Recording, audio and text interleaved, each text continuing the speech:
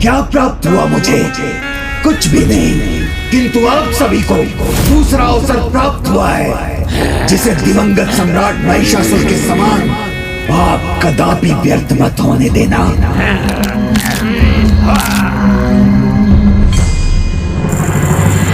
चावल जगत के पालनहार नारायण के तत्व का अर्थात समृद्धि का प्रतीक है, जो प्रत्येक जीव अच्छा आचरण कर संसार से प्राप्त कर सकता है।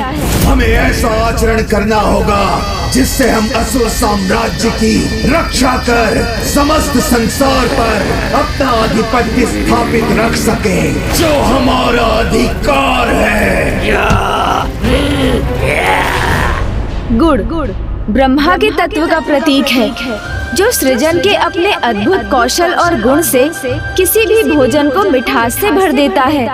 उसी प्रकार कोई भी जीव अपने कौशल से अपने जीवन को श्रेष्ठतम बना सकता है। श्रेष्ठतम असुर युद्ध कौशल का प्रयोग कर विजय प्राप्त करनी होगी, जिससे अपने पराजय के पुराने इतिहास को मिटाकर हमारे असुरों की विजय का नया इतिहास रच सके।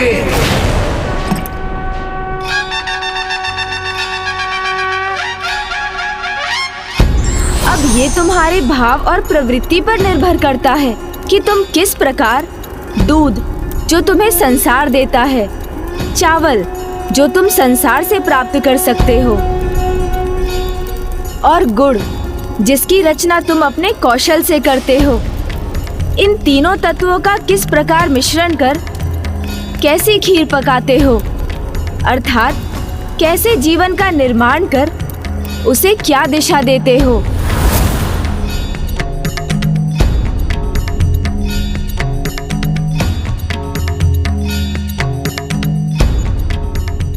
तो तुम क्या समझे भंडासुर? तुमने क्या रचा है अपने लिए? मैंने अपने लिए एक नया अवसर रचा है, इसे प्राप्त किया है। इसलिए अब जो मुझे चाहिए वो आप सभी को रचना होगा। ये जली हुई खीर जो तुमने रची है, ये तुम्हारे अंधकार में भविष्य का प्रतीक है।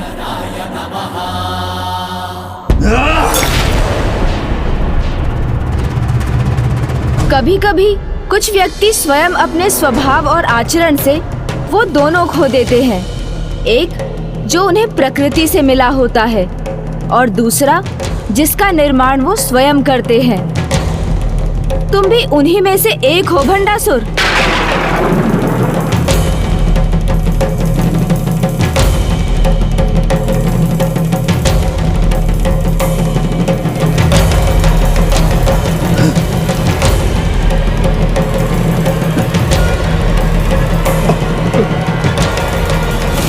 तुम्हारे मोदक का ऋण मैंने चुका दिया भंडासुर।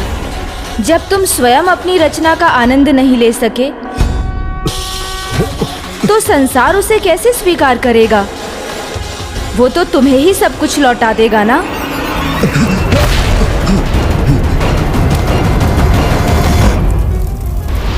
गणेश जी, अभी तक आपने मेरी पूर्ण रचना तो नहीं देखी, किंतु ये अवश्य देखा है कि जो चाहा वो किया मैंने। भस्म के कणों से स्वयं के अस्तित्व को साकार किया, पितृ पर्वत तक पहुंचने का संकट भी पार किया। यही नहीं, जिससे मुझे अपार स्नेह था उसका भी परित्याग कर दिया इस महाअस्त्र को प्राप्त करने के लिए। इसीलिए मैं असंभव को संभव बनाऊंगा, विजय रूपी जीवन की खीर रचूंगा। विजयी होंगे हम, विजयी होंगे हम, विजयी होंगे हम, विजयी होंगे हम, विजयी होंगे हम। असुर महानायक भंडासुर, आपके लिए इस विजय की रचना मैं करूंगा। महिषासुर के अंत का प्रतिशोध हम अवश्य लेंगे उस देवी से। उचित है शुंभ निशुंभ, किंतु शुंभ निशुंभ तुम अकेले नहीं जाओगे, क्योंकि मैं गणेश जी को अनेक असुरों की पहचान करने में उलझाना चाहता हूं।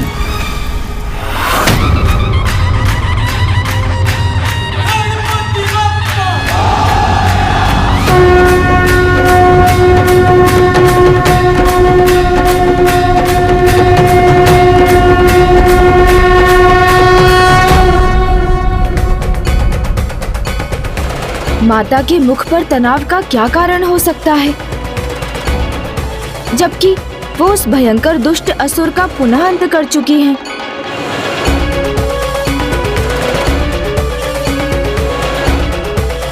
प्रणाम माता।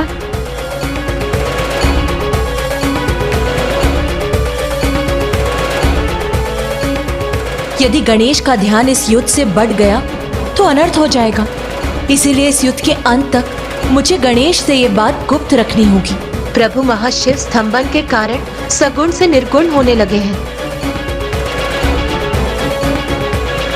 कदाचित तुम भंडासुर के विषय में कुछ और ज्ञात करने में सफल हुए हो गणेश। माँ, आप तो अंतर्यामी हैं, तो आपको ये भी ज्ञात होगा ही कि उसके महास्त्र पर जो आसुरी मुख है वो अन्य महासुरों के प्रतीक हैं।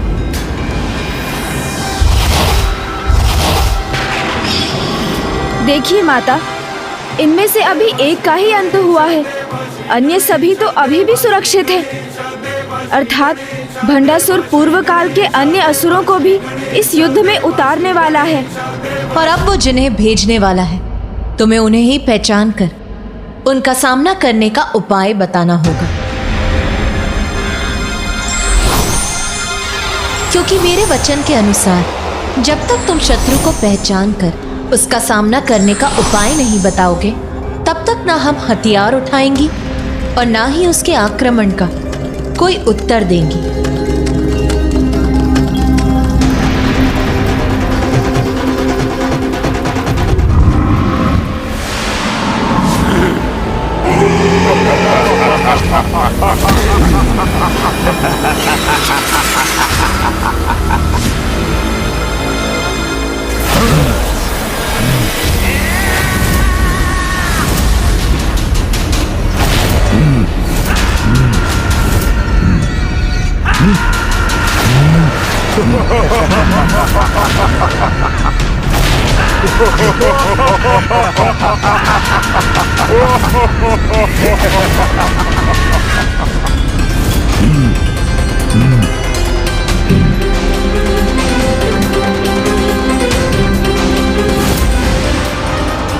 इस बार भंडासुर ने एक नहीं अनेकों असुरों को एक साथ भेजकर पुनः अपने कपट का परिचय दिया है। ऐसा उसने अवश्य प्रथम पूज्य गणेश जी की कठिनाइयों को बढ़ाने के लिए किया है। भंडासुर से और आशा भी क्या की जा सकती है। मैं तो अभी बस इतना ही अनुमान लगा पा रहा हूँ कि ये दो भ्राताओं के नेतृत्व में असुरों की टोली है, किंतु ये कौन हो सकते हैं? बुद्धि के देवता गणेश जी। आप चाहे कितनी भी बुद्धि का प्रयोग कर लें, आप इन्हें कदापि नहीं पहचान सकेंगे। और यदि आपने इन्हें पहचान भी लिया तो जिस योजना के साथ मैंने इन्हें भेजा है वो कदापि असफल नहीं होगी।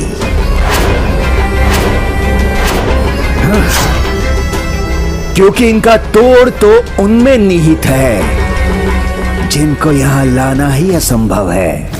मुझे शीघ्र इनका परिचय ज्ञात कर इनके आक्रमण का तोड़ सोचना होगा।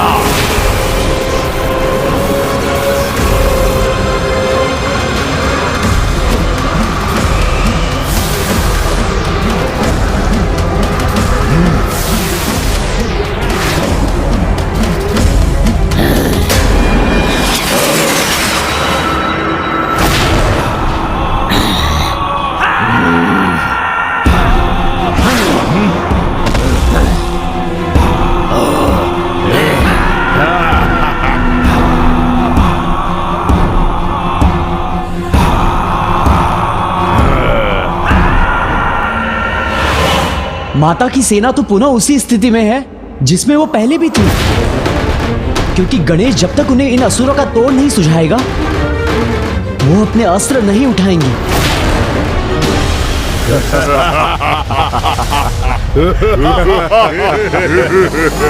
इन सभी ने अपने अपने बल का प्रदर्शन किया है, किंतु इस लाल असुर ने अभी तक अपने कौशल का प्रदर्शन क्यों नहीं किया? ये और इसके साथ दूसरा असुर भला कौन हो सकता है? इसके पहले कि ये माता की सेना पर अपना आक्रमण करें, मुझे इनका परिचय ज्ञात करना ही होगा। बहुत दुख हो रहा है आप सभी को अस्त्रहीन देखकर। और यदि तुम सब यही सोच रही हो कि हम अस्त्रहीन नारियों पर वार नहीं करेंगे, तो तुम ये सबसे बड़ी भूल कर रही हो। क्योंकि जो अस्त्रहीन होते हैं उन पर तो हमें वार करने में और भी आनंद आता है।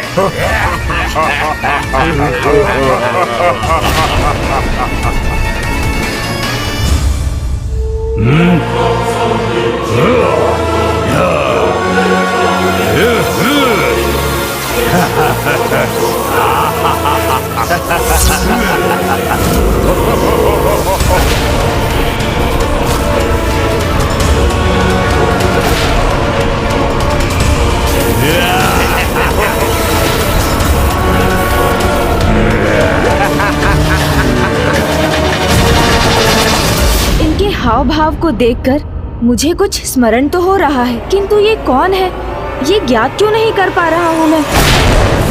मुझे पूर्ण विश्वास है गणेश जी कि इस बार आप कदापि सफल नहीं हो पाएंगे। ये दुष्ट असुर तो किसी योजना के अनुसार आक्रमण करने के लिए तैयार है। गणेश जी अभी भी इन्हें पहचानने में असमर्थ है। कितना अच्छा होता हम इनके आक्रमण से पहले इन्हें पहचान कर किसी प्रकार से गणेश जी की सहायता कर पाते।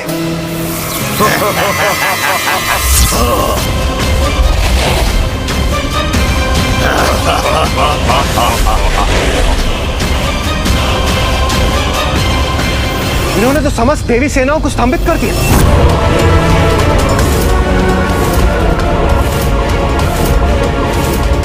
कुछ भी हो जाए, बिना विचलित हुए मुझे स्थिर भाव से विचार करना चाहिए।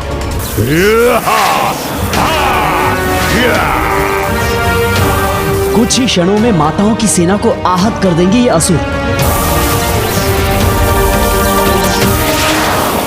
कितने दुष्ट हैं ये असुर जो अस्त्रहीन माताओं पर इस प्रकार प्रहार कर रहे हैं। विवश हूं, अन्यथा अभी जाकर उचित उत्तर देता इन असुरों को। अनुज गणेश को अब शीघ्र ही कोई उपाय सोचना होगा, अन्यथा अनर्थ हो जाएगा।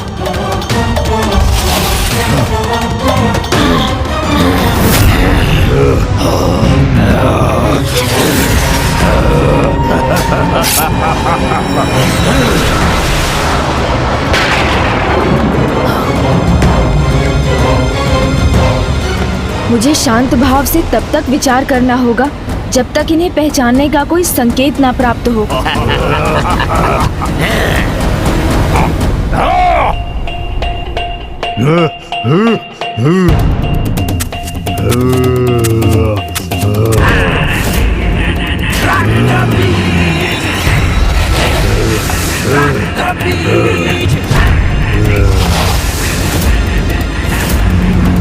इस लाल असुर के साथ तो इसके अनेक प्रतिरूप भी हैं।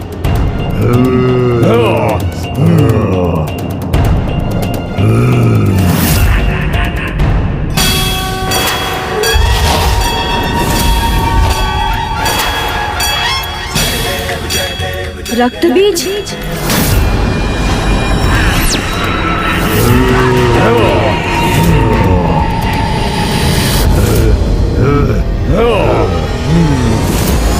दिखा दी इस मूर्ख ने अपनी मूर्खता।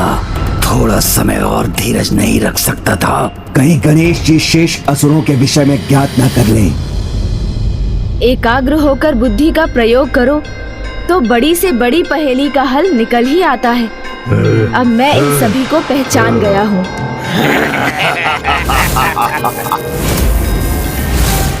ये है शुंभ निशुंभ, चंडमुंड, धूम्रलोचन।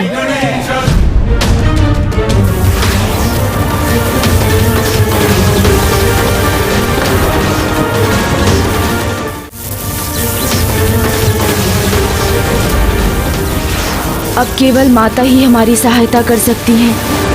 ॐ अस्य श्री चंडी कवचस्य ब्रह्मा ऋषिः अनुष्टुप छन्दः चामुण्डा देवता अंगन्या सोक्त मातरो बीजम् दिग्बन्ध देवतास्तत्त्वम् श्री जगदम्बा प्रीत्यर्थे सप्तशती पाठांगत्वे जपे विनियोगः। ॐ नमः चण्डिकाय।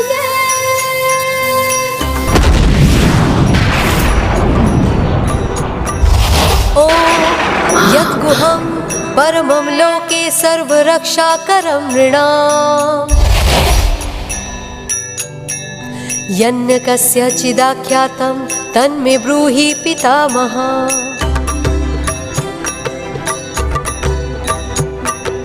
अस्ति ज्ञातं विप्र सर्वभूतोपकारकं दिव्यास्तु कवचम्। मैंने कहा था ना, जहाँ बुद्धि का देवता है वहाँ शुभता है, और विघ्नों के नष्ट होने में विलंब हो सकता है, किंतु अंततः वो नष्ट हो ही जाते हैं। हे माता, मुझे क्षमा कर दीजिए कि इन्हें पहचानने में मुझे इतना विलंब हो गया। माता, ये रक्त के समान लाल असुर रक्त बीज है। इसके रक्त की जितनी भी बूंदें धरती पर गिरती हैं, इसके समान एक अन्य रक्त बीज को उत्पन्न करती हैं। ये धुंधले धूम्र को प्रवाहित करने वाला असुर धूम्रलोचन है। ये किसी भी निर्जीव वस्तु को अत्यंत शक्तिशाली अस्त्र में परिवर्तित कर सकता है। ये नीले असुर चंडमुंड हैं, जिनमें अपने विद्युत रूपी अस्त्र से किसी को भी भस्म कर राख में परिवर्तित करने की क्षमता है। और ये भूतकाल के असुर सम्राट असुर भ्राता शुंभ निशुंभ हैं, जो इन सभी का नेतृत्व कर रहे हैं।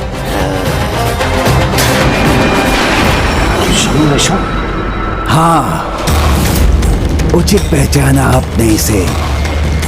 ये शुंभ निशुंभ ही हैं, जो पुनर्जीवित होकर आए हैं, इसलिए अब तो ये अपराजेय हैं। इनका तत्व इनका मद था, जिसे माता पार्वती ने भिन्न रूप धारण कर एक एक का संहार कर इनका अंत किया था, जिसके लिए माँ ने मातंगी रूप धरा। फिर जल में प्रवेश कर अपनी श्वेत आभा से देवी कौशिकी को प्रकट किया, जिन्होंने विंध्याचल पर वास किया और माता विंध्यवासिनी का रूप लेकर सभी का वध किया। अर्थात सर्वप्रथम मुझे भी देवी मातंगी रूप में आना ही होगा, किंतु प्रभु महाशिव के मातंग रूप में प्रकट हुए बिना मैं देवी मातंगी स्वरूप कैसे ले सकती हूँ? और उसके लिए तो प्रभु को स्तंभन से बाहर आना होगा। और यदि वो अपनी स्तंभित अवस्था से बाहर आ गए तो उनके पांव स्वतः कहीं भंडासुर की ओर न बढ़ जाए और वो उसका साथ देने के लिए कहीं विवश न हो जाए।